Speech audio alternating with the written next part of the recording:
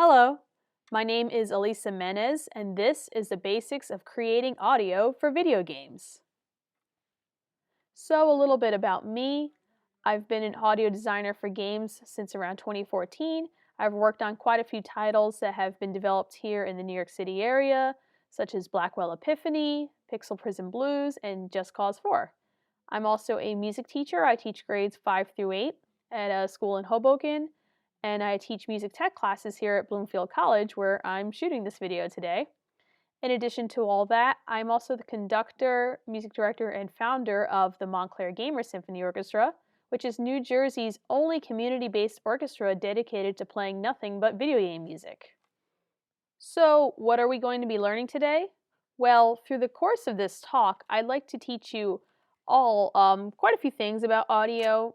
First, I want to talk about what you need to get started, and honestly, you don't really need a lot. So, we're going to talk a little bit about how you can make your own audio, even with very little equipment, very little budget. It's going to be a lot of fun. We're also going to talk a little bit about what makes game audio unique. So, just something to really understand while you're creating game audio. We're going to go through some tips and tricks for really just ascertaining what your game needs. And since this is a talk shot for Global Game Jam, which is going to be a lot of fun, can't wait for it, we're going to talk a little bit about audio in the Game Jam setting. So a lot of great stuff to cover. So maybe you're a game developer who wants to also explore creating their own sound effects, voiceover, and music for their games. Or perhaps you are looking to get into the games industry as an audio designer, or maybe you're a student, or you're just curious. You want to know how you can make your own music and sound effects, right at home, or as part of Global Game Jam, whatever it may be. And I know it can get a little daunting. It can feel a little daunting to get started, but honestly, you don't really need a whole lot, which is great. So I'm just going to take you through all the things that I think you really need to get started, just the bare bones essentials. So first of all, you need a computer, which, you should have already. That's pretty much, the biggest part of it. You need your computer. You're going to need some kind of software to record with as well. So we call that a digital audio workstation, or a DAW for short. So, and there's a variety of DAWs out there that you can get. They come at a variety of price points and functionality. I'm sure we've all heard of Audacity, which is a very basic recording software. No frills, no bells and whistles, but you can download it for free. And that's great if you just really want to record something quick on the fly. It gets the job done, and even I'll use Audacity sometimes for very quick editing, very quick fixes. If I need to just, kind of like tweak a sound effect a little bit here and there, it's great for that. Step up from that, software I would really recommend if you're really looking into creating your own music or sound effects or voiceover or whatnot for games would be Reaper. I love Reaper. Reaper is great. It's a little difficult to wrap your head around at first, but thankfully there is no shortage of video tutorials out there that will help you get started with Reaper. What I love about Reaper is that you can download it right now for free and essentially use a demo version and evaluation version with all of the functionality of the software. So you can evaluate this, get to learn how to use it, create your own music, sound effects, export things. You have the full functionality of the program, which is great. So you're not really pressured into making a decision of whether to buy it or not right away. If you do choose to purchase Reaper, you have a couple options, and especially if you're a student, that option's great. It is really inexpensive at only $60. So definitely out of all of the software that's out there, to purchase a license for under $100, I think sounds like a great idea. So Reaper is really awesome for that.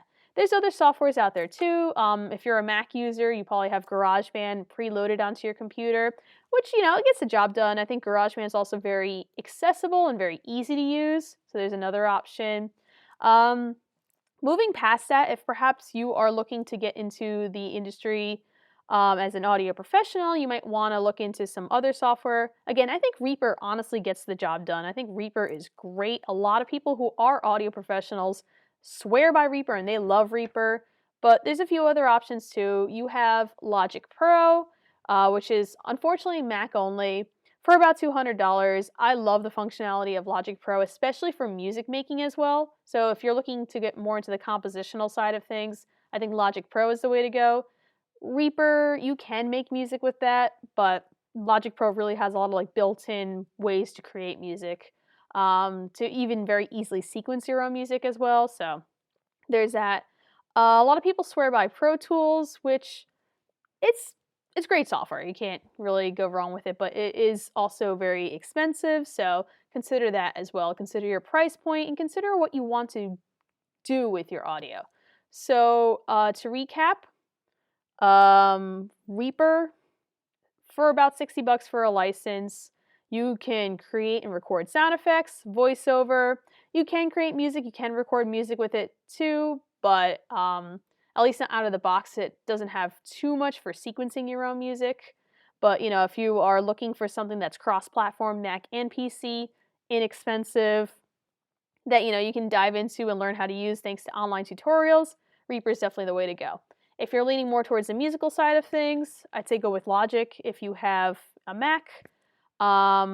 If you don't have a Mac, if you have a PC, you could go with something like Pro Tools. Pro Tools is pretty expensive, but that's there available to you as well. You really just want to look into what your needs are. If you need to just do something very basic, like just record a couple voiceover clips versus recording a whole soundtrack, look into what your needs are. Look into what platform you have, Mac or PC. Look into your budget, and you will definitely be able to make the right decision for your software. Now, if you're curious about game audio, you want to get started, chances are you might know about something called audio middleware, which is really where like the magic of game audio happens. Now, you might be wondering, oh, do I need audio middleware when I'm getting started? And I want to tell you that thankfully, obviously audio middleware is awesome and does so much for your game. Take things one step at a time. Thankfully, audio middleware software such as Fmod is free to use, free to download, and it only comes at a price point if the game you're working on exceeds a certain budget, which, if you're working on indie games, you're working on your very first game, it's unlikely you'll hit that budget. So yeah, and just to use it, to just explore the program and learn how to use it, completely free. And again, no shortage of video software, tutorials out there for learning how to use Fmod. So yeah, that's going to be great for getting started too. I think if you're just really getting started with the basics of recording, focus on that first and then move on to audio middleware. I will talk a little bit about audio middleware during this talk, but if you really want to learn more and take a deep dive into using Fmod, definitely sign up for my friend Jeff Penny's class, all about Fmod. He's going to be teaching, here with Playcrafting, not here at Bloomfield College, but, with Playcrafting. That class is happening on February 22nd, a Monday, February 22nd. So definitely sign up for that if you really want to learn more about audio middleware. So this is just the basics, but if you want to really get into that deep dive, definitely check out Jeff's class.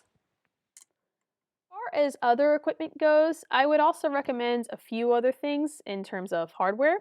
So a microphone is a must-have, especially if you want to record some kind of voiceover, record your own Foley sound effects, maybe an instrument. Definitely get some kind of microphone. And you can get a variety of microphones. You could start with maybe a snowball mic, which ranges, I think, about like $50. Could be a little bit more, could be like in the hundreds. But what's great about that, a snowball or like an Audio-Technica mic, they can interface directly with your computer through USB. And again, if you just kind of want to record some basic voiceovers, some basic sound effects, there's an option there too. If you want to plug in a microphone with an XLR into your computer, you're going to need another component called an interface, which pretty much has a preamp in there. It will boost the signal of your sounds. And the interface also acts as a go-between from your microphone to your computer. The interface is great too if you want to, say, record any guitar, bass guitar. It'll also have a plug-in that you can plug your guitar into, and again, it'll interface directly with your computer. If you're looking to get an interface, I would recommend the Focusrite. Focusrite has a lot of interfaces. They're very small and portable. I wish I had mine with me to show, but something about this big, bright red, you can't miss it. And starting at about $100, it's a great option. There's all sorts of options available depending on how many inputs or outputs you want. But yeah, they start at around 100. You can just throw it in your backpack. When in-person jams hopefully become a thing again, you can bring it with you. It's awesome for that. But yeah, if you don't need the interface, I'd say look for a microphone that just plugs right into USB. And again, this really is just about your needs, what you're trying to create, whether that's, just a couple quick sound effects, or you're trying to create some music, you want to record your guitar, record your bass, whatever it is. You have a lot of options available to you. In terms of a microphone that would work with an interface, if you're looking for something like that, an SM57 usually does the job. They're very readily available. You can go to Guitar Center, get yourself one. You can order one online. So you could also order a condenser microphone too. They're a little bit harder to work with. I'd say if you're getting started just like using a microphone, just start with like a basic like SM57. Can't go wrong. You'll probably need a microphone stand too. You can get something on your a mic stand for your desk, or you can get a mic stand that you put next to your desk, whatever your workspace looks like. So a little bit more in depth for microphones and recording. I want to kind of take a few minutes to just talk about various microphones, and again, this all depends on your needs. So I mentioned before, if you just kind of want to record a few quick things right into your computer, you don't want to have an interface, or you feel like you don't need an interface. Again, you can just get any USB mic, Snowball, Audio-Technica, just plug it right in, ready to go. If you're using an interface and you want a basic microphone, these two are dynamic microphones. I brought up the SM57 before. This is the SM58. You'll definitely seen this if you've ever seen a stage performance or done karaoke or anything. Very common microphone. They both get the job done. Just some basic stuff. Gets the job done. Again, you need to use these with an interface because you can't plug these directly into your computer. You see the XLR plug here. So there's that. These two are known as dynamic microphones, which means they only record what's right in front of them. There's also condenser microphones, which are well suited for recording anything around it. They tend to be a little more expensive, a little tougher to use. Some of them might require some external source called phantom power. There's a lot going on. So if you are curious about a condenser microphone, you want to look into that. You just got to really carefully read, okay, can this interface with, my interface? Does it need phantom power? The Focusrite handles phantom power, so you should be fine. There's more nuance going with that. If you just want to keep it simple recording, again, go with the one of the SMs, 57, 58, gets the job done. So another important piece of hardware you'll need when you're trying to record is a pair of headphones.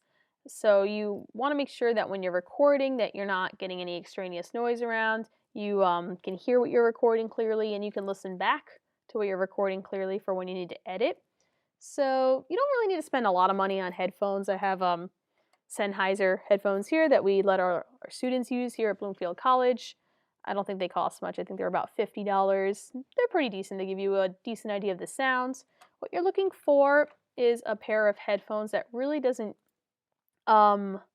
change what you're hearing. Certain headphones that you use for listening to music will give you a different idea of the sound, might, enhance your bass frequencies, your treble frequencies, whatever it may be.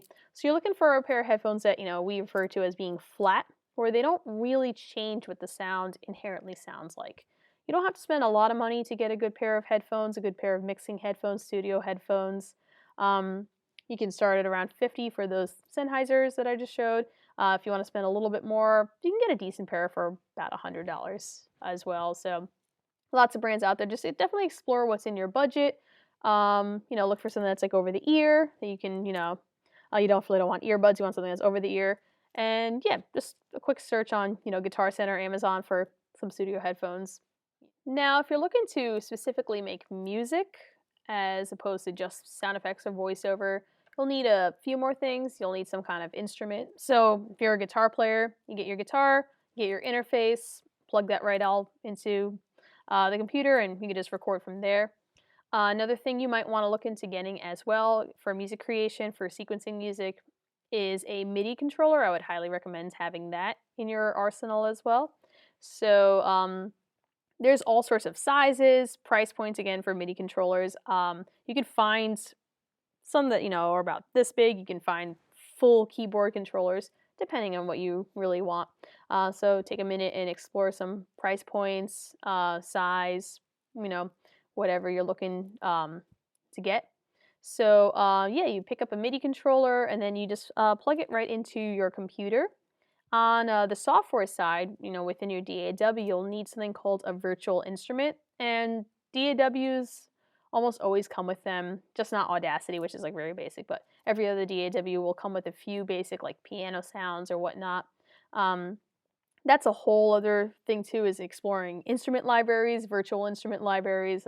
There's a lot to get into, and again, it just depends on your needs. If you really want to like dive into that more, definitely check that out. I have some recommendations for that as well, which I can get into in a second. But anyway, you get your MIDI controller, you plug that right in, and then, you load up a software instrument on the software side, and then you should just be able to start playing, play your piano keys and start, sketching out some melodic material, play some chords. It'll really help you with your music making. Now, virtual instruments, those of you who really want to take that deep dive into making music for games, you're going to need some kind of instrument library, which, again, if you're a composer, you already probably have a good sense of like some good instrument libraries. If I were to recommend anything, I really like the East-West Composer Cloud, where it's subscription-based, and you can actually get a good student or educator's discount as well if you're still in school. So you pay a certain amount of money every month, and you have access to a certain amount of sound libraries. So you can pick and choose what you want. I use the education plan, which gives me access to 7 libraries, which for me is more than enough. There's just so much out there. But so yeah, I have access to like a couple orchestral libraries, to a few other instruments, and I can pick and choose what I want as I need it. So yeah, East-West I think is really great. A lot of other people too speak highly of like Cinesamples, the Contact Player. There's so much to get into with virtual instruments, and that in itself can be a talk. So yeah, there's a lot there. You can even explore what your DAW has in the box. I know Logic, for example, comes with a decent amount of sounds, and some of them are actually pretty good. Now, a big part about recording, creating music, and whatnot is post-production plugins. So I'm going to try to take a minute to talk about this from the very, very basics to something a little more complex.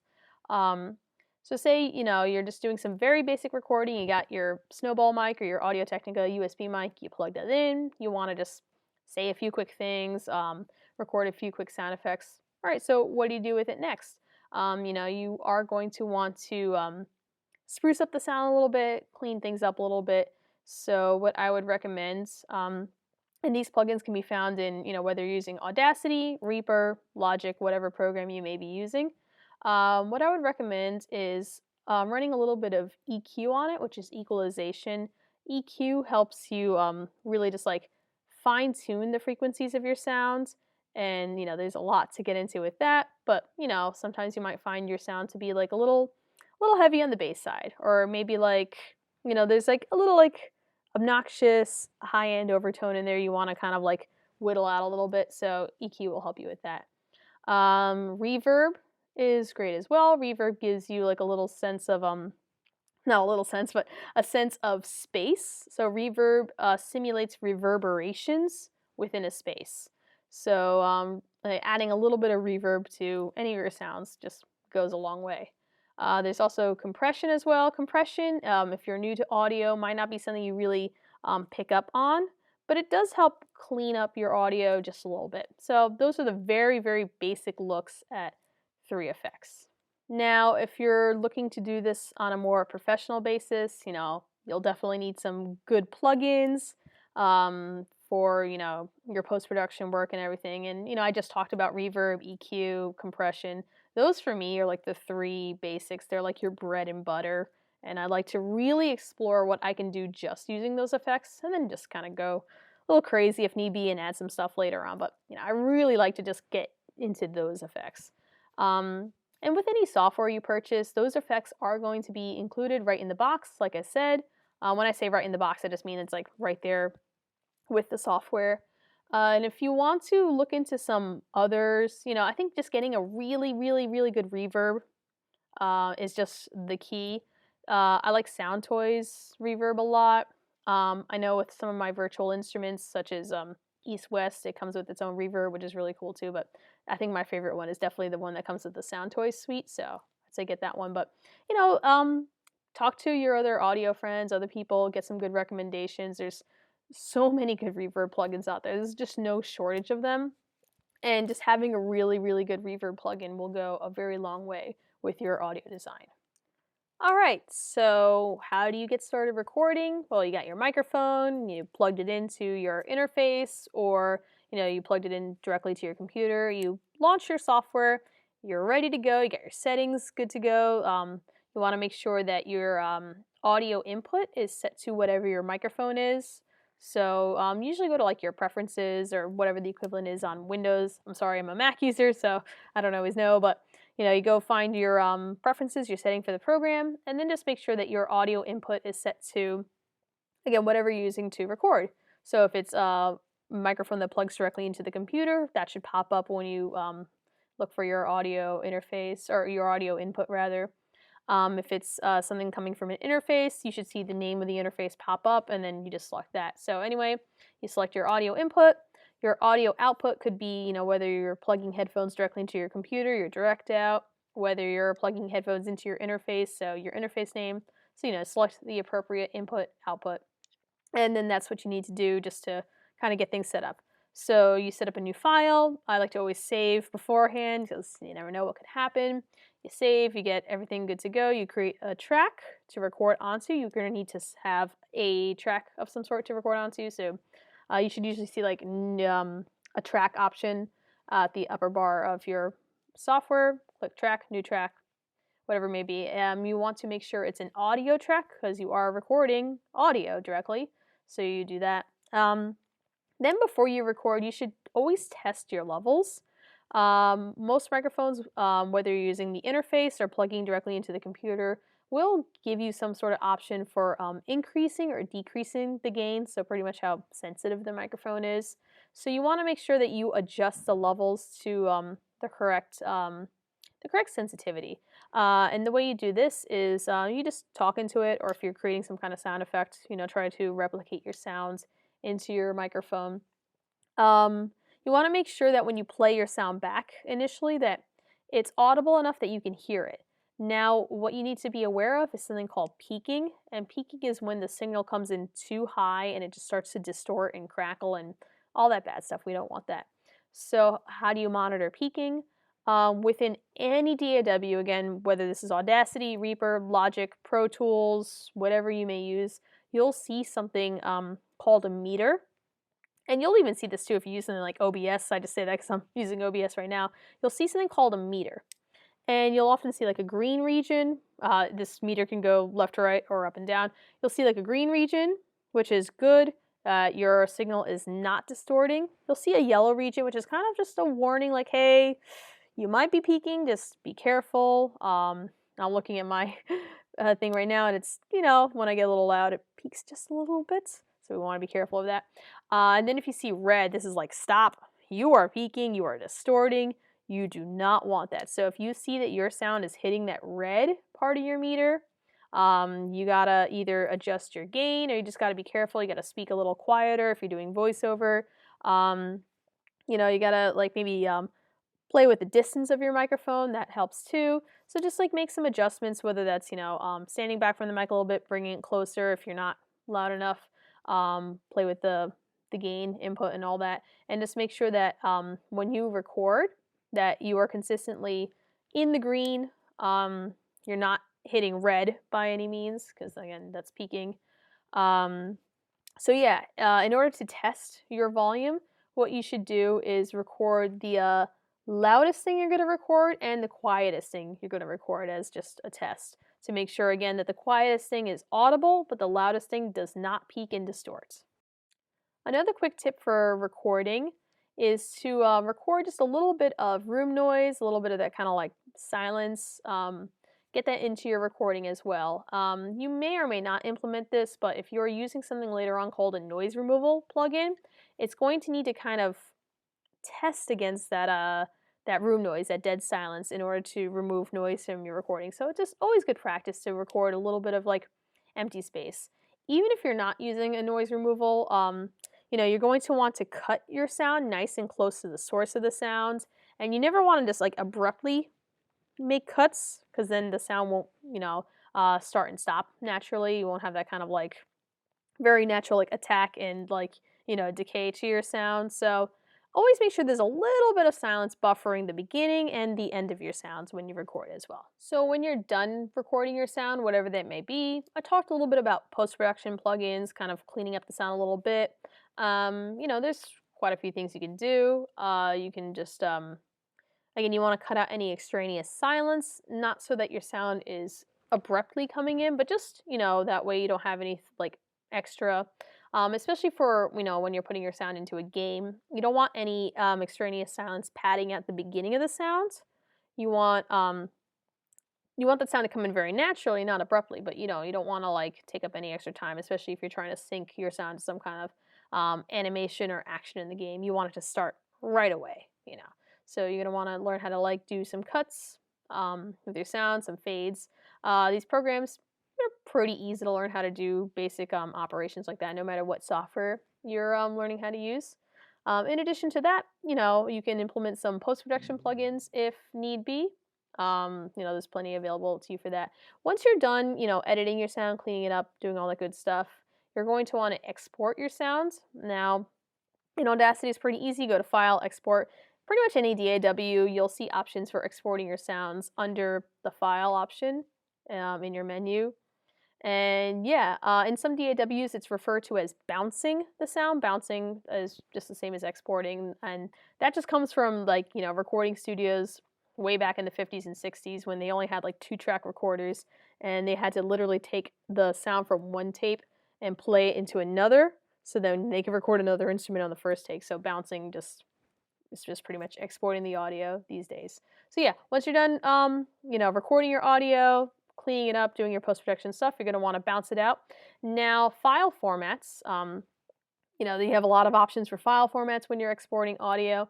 For games, you typically want to use a WAV file. Now, a WAV file is the highest quality audio file. It's referred to as lossless, so there's no kind of like loss in quality. It's not compressed at all. And WAV files are, they're, this is the best quality. That's what you want. You don't want to use an MP3 because MP3s, especially with music, they don't loop properly, and a lot of game sounds do need to loop, which we'll get into how to create loops a little bit later. So yeah, WAV files are great. If you are using Unity, Unity will always convert the WAV to an OGG Vorbis, so that just happens automatically. But yeah, I just recommend using a WAV file, just high quality. 441 hertz is fine. That's usually the default bit rate for a WAV file. You don't have to get too crazy into what that means, but yeah, just look for a good, like, high quality WAV file, and you can't go wrong with that. So given that this talk is being filmed for a global game jam, I thought it would be really important to talk about audio in the context of a game jam. Now, in my experience, there are relatively few audio people usually present at game jams, and I've seen and I've experienced myself that audio designers often have to work with more than one team to help everyone in the jam get some audio into their games. So if you're an audio designer looking to get experience, game jam, especially global game jam, is definitely the way to go. You will definitely get experience. You will definitely have at least one, if not 2 or 3 teams to work with, creating music, creating sound effects. Now, if you've never made sound effects before, or you've never made music before, let's get ready, go for it. Recording some voiceover. There is just no shortage of, like a need for audio people at game jams. And the great part about game jams is like everyone's needed, everyone's welcome, whether you're an audio designer, an artist, programmer, game designer, voice actor, writer, whatever you do, come on down and definitely get involved. But yeah, so in my experience, audio design for game jam games has just been just off the cuff, like whatever I can kind of come up with quickly, and just always just a lot of fun because it's like you just kind of rolling with, like the first thing you come up with, and you just kind of just get into it and kind of go nuts. My very first game jam that I did, I just ended up recording like these really gross like brain slug sounds where I'm just like in the microphone, just like using my mouth, and I think I'm gonna peek the heck out of my lapel mic over here if I try to recreate it, but it's just this gross, like squishy sound that I would just make with my mouth, and that's what I recorded.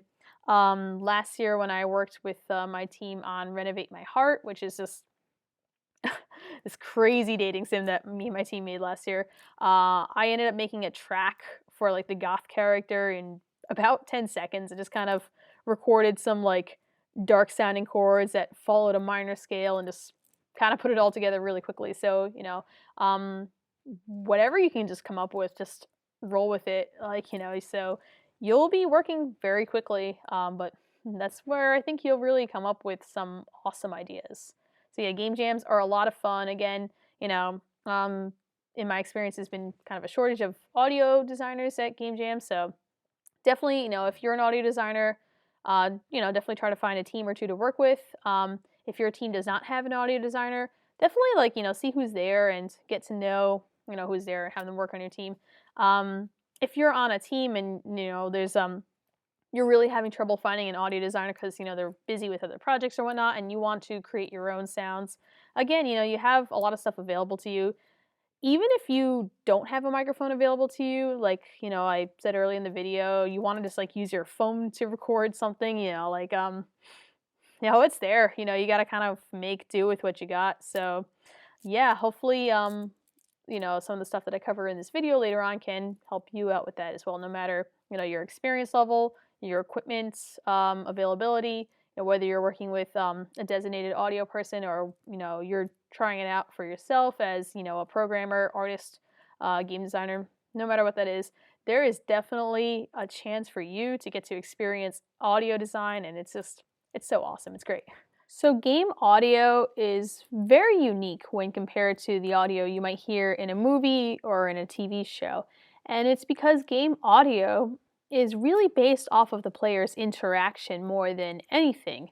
So a game is a piece of interactive media, and the audio most of the time actually changes and shifts with what the player does. You hear this in so many examples in so many games that you play. For example, maybe you'll play a game like Pokemon, and as you get closer and closer to defeating a gym leader's Pokemon in battle, you might hear the track shift from regular battle theme to something a little more triumphant. A game such as Journey is so based off of just how the player moves through the world and the audio changes around it. So those are just two examples out of just so many games. Pretty much every game has interactive audio to some degree. So again, game audio really, really is built on what the player does. It's shaped by the player's experiences and interactions with the game. Another thing that makes game audio just so unique is just in the nature of it. So, when you're creating a game and a player is playing it, you don't know how long a player is going to be in a certain part of your game, whether that's, exploring a certain area of your game or in a certain level. So this is the first thing that really makes game audio unique, is that game audio, whether music or some kind of recurring sound effect, also often has to loop.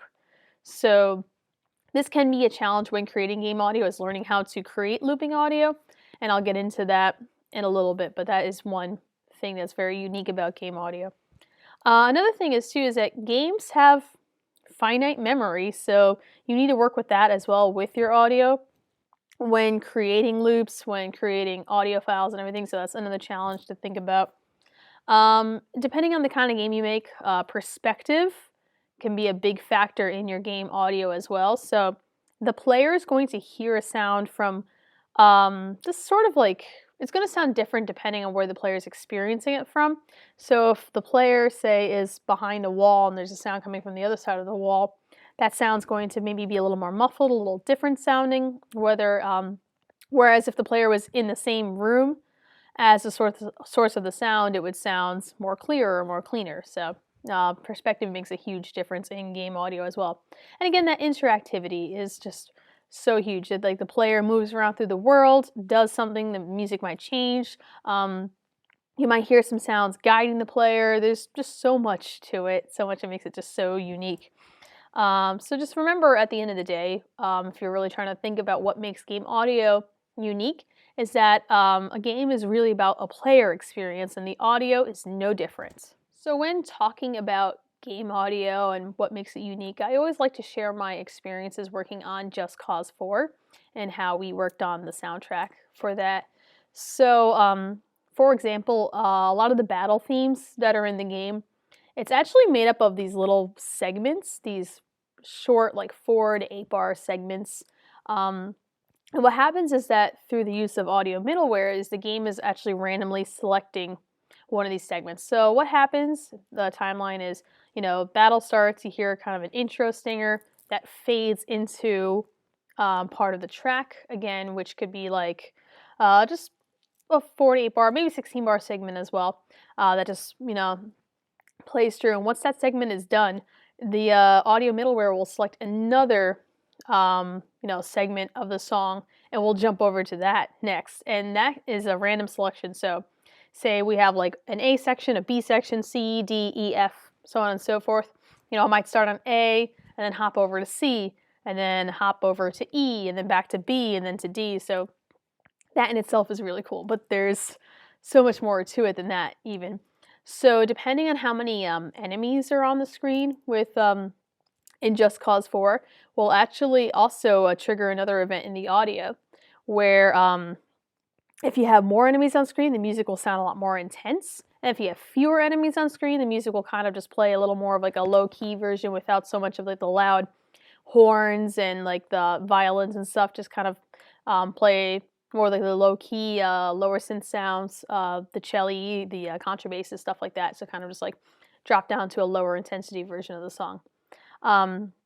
As your character perhaps takes some damage and is dying, the song will actually cut into like a very like intense like boom boom boom boom boom boom like a triplet based version of the song, which kind of just like kind of heart pounding, like things are getting a little desperate.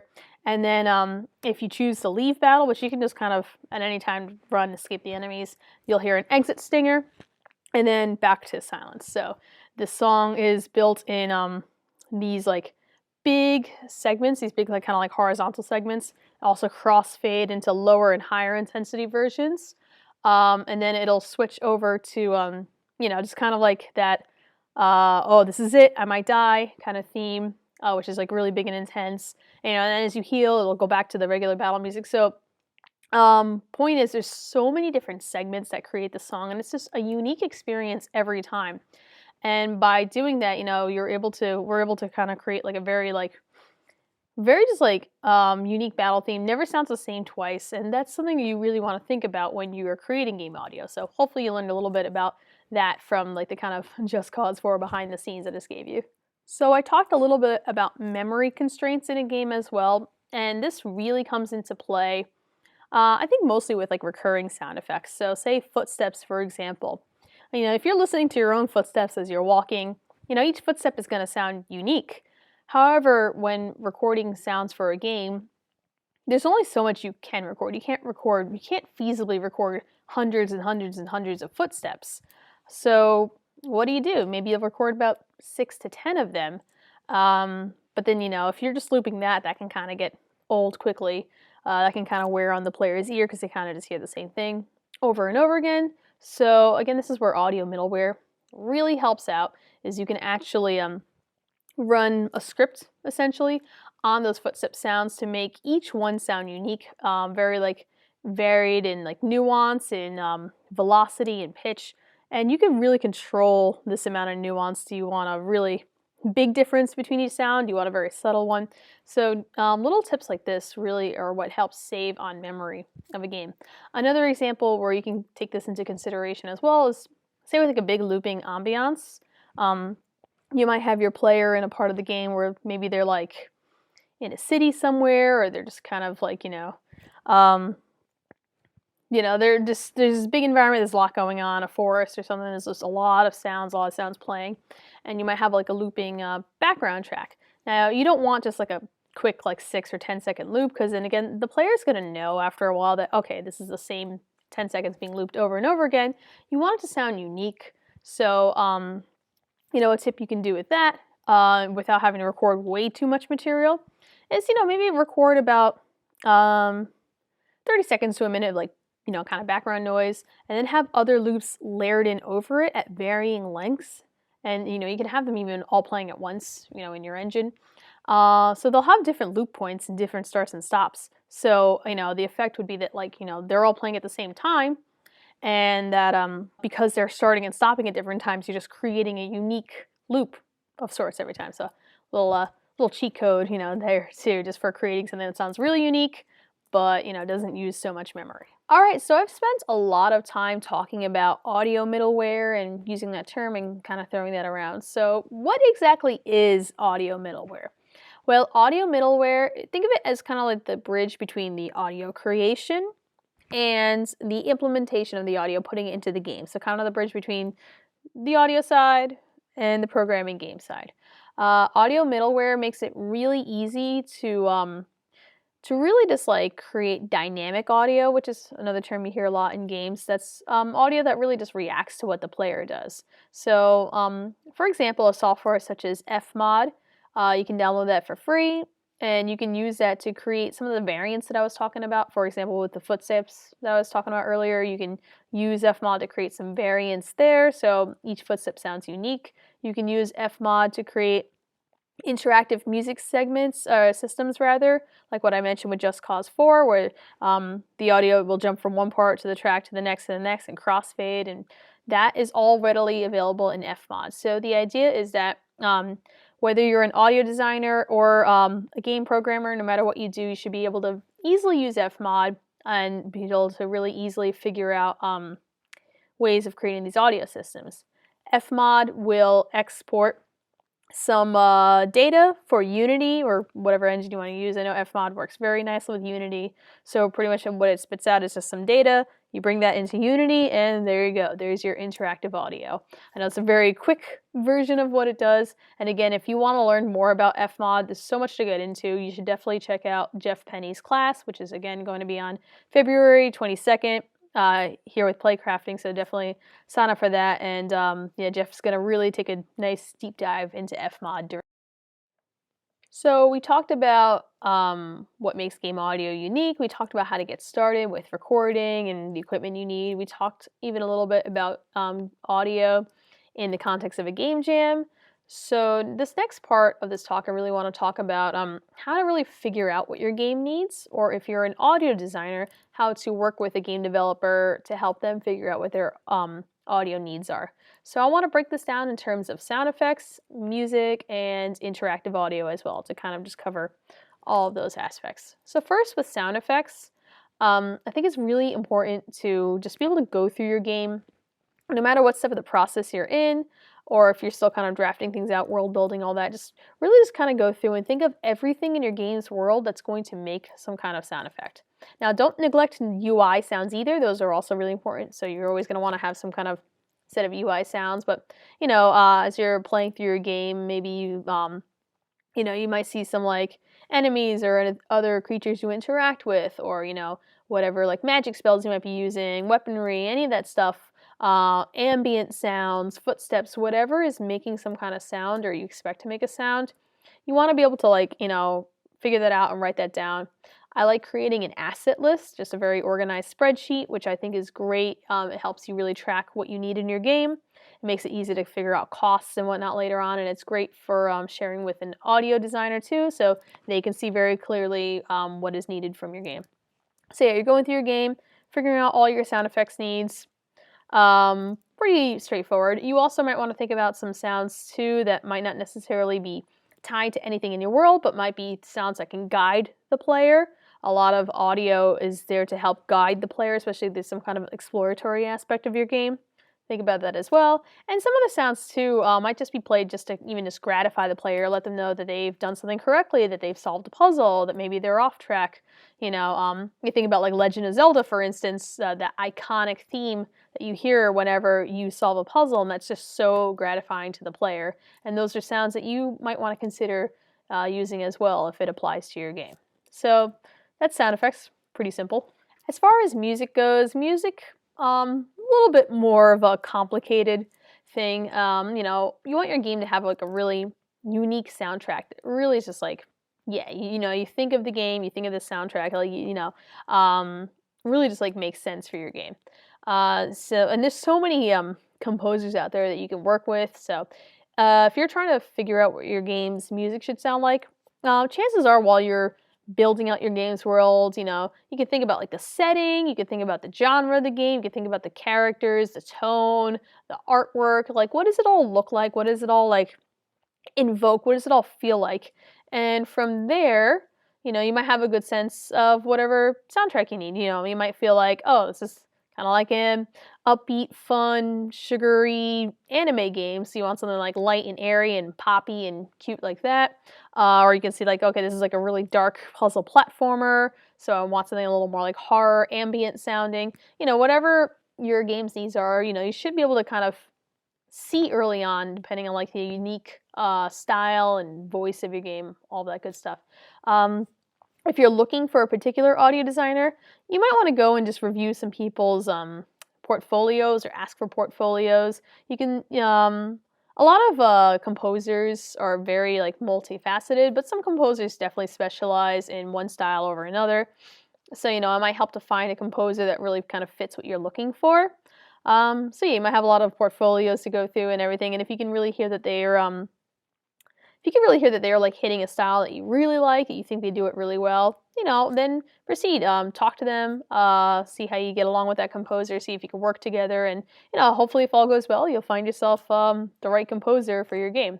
As far as the specific like musical needs goes, I find that it's great to work with examples. I personally ask for examples when I'm composing for a game. I'll ask the developer, okay, what do you want this to sound like? And I think sending 2 to 3 examples is sufficient. And you want to be careful though with examples at the same time. You want to make sure that you're specific in that, and you don't have to speak music, but specific in saying like, oh, I like the beat, I like the drums, I like the genre. The genre is what I'm looking for. I like the instruments. If there's some aspect of the song you like, and maybe one that you don't like, just try to be specific. Say, I like the vibe of the song, but I'm looking for a different instrument. I don't think I want brass, or I think I want it on guitar or something. But there's so much music out there that, like, if you have an example that's not quite what you want, I'd say just keep looking. There's so much music out there just on Spotify, YouTube, like wherever, Bandcamp. Possibilities are endless. Like, if you're looking for a specific example, you'll find something. As far as more specific things goes, like how many tracks do you need, like how long should the tracks be, should they loop, should they not? Chances are your tracks in a game are going to loop, unless it's like you're looking for a song for like a cutscene or something, or like a stinger. But yes, chances are the song is going to loop. You can just generally think about how long would a level take, or how long would like a gameplay loop generally take. If a level takes about 10 minutes, you might want a loop that's about like a minute and a half or so. It can be more, it can be less. You're not going to really have like a 5-minute loop for like a average 10-minute long stage. It's only going to loop twice. Doesn't really make sense, and it's going to cost you a lot more because the composer has to make more music. So and this is something you can really talk to your composer about. Your composer would be able to give you a good honest opinion about how long a game loop should be. So a question I hear a lot is, when should I hire an audio designer? When should I start working with an audio designer? And I always like to say as soon as possible. You usually start with an artist pretty early on in your game development process, and audio should be treated no differently. And I've seen a very noticeable change with this over the years, thankfully, but when I got started, a lot of the time audio is kind of like a last minute thing. Like, oh, we're gonna launch our game in like a couple months. Let's bring in an audio designer. And I really feel like, especially music and sound effects as well, but especially music, it should really like grow organically with your game's world. It should really be part of your game's world, something that's like just part of it and not just slapped on top of it. So the earlier on that you can bring in an audio designer, the better. You'll really be able to shape your audio needs. The audio designer can see the game as it's being developed and start bringing in ideas.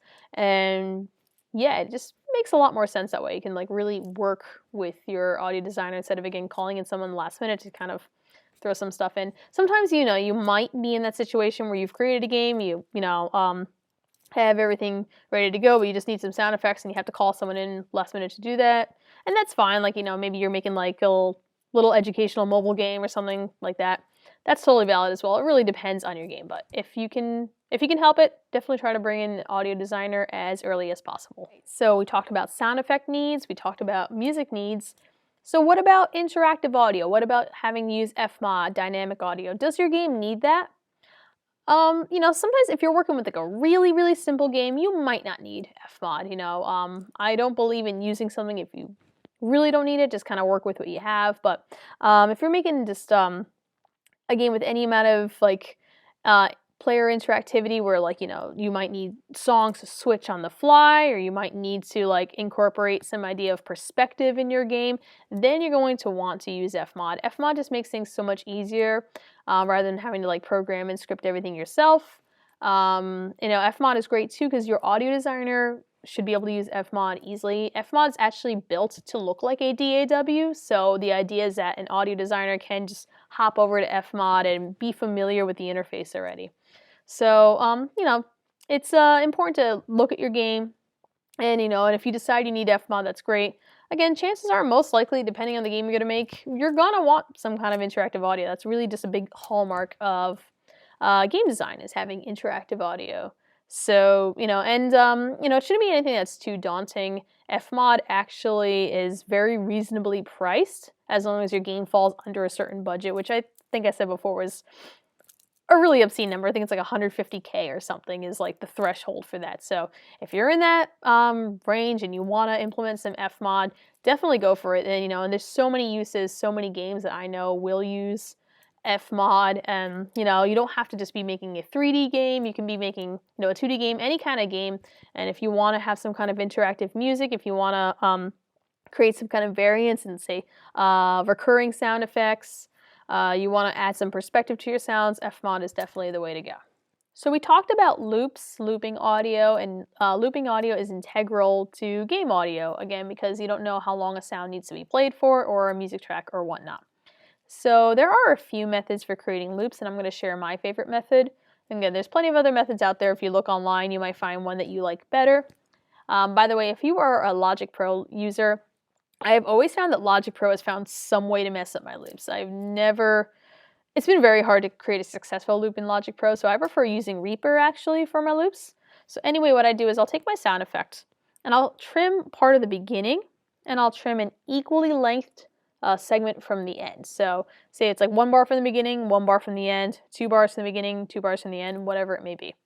So I'll fade in the beginning segments, and then I'm going to take the segment from the end and move it and line it up right with the segment from the beginning and fade that out. Then, if it all works out, if the sound is like kind of like sounds the same at the beginning and the ends, you should have a nice looping sound effect. And a good way to test your loop is to export your audio from your DAW and then bring it into something like Audacity, where you can very quickly just hit transport play and test it. So if your loop sounds, if it doesn't sound like too similar all the time, if it doesn't sound like it's like grating on your ear, and as long as you don't hear any kind of pop or distinctive kind of blip at the beginning of your loop, you should be good to go. One last thing about loops, this is why we need to use a WAV audio format for games.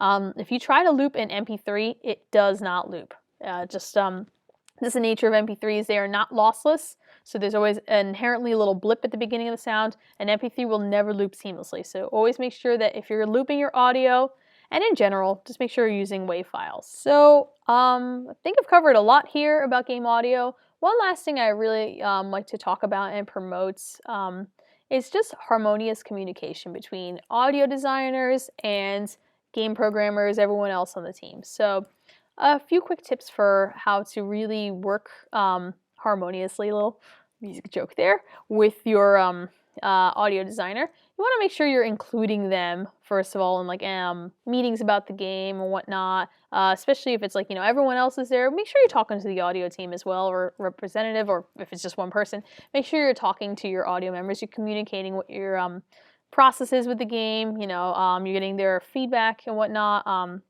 You know, really just talking to them through the whole process will create, will make for just a much better audio, you know, product at the end of the day. So really communicate with them. Sounds like it's obvious, but you know what?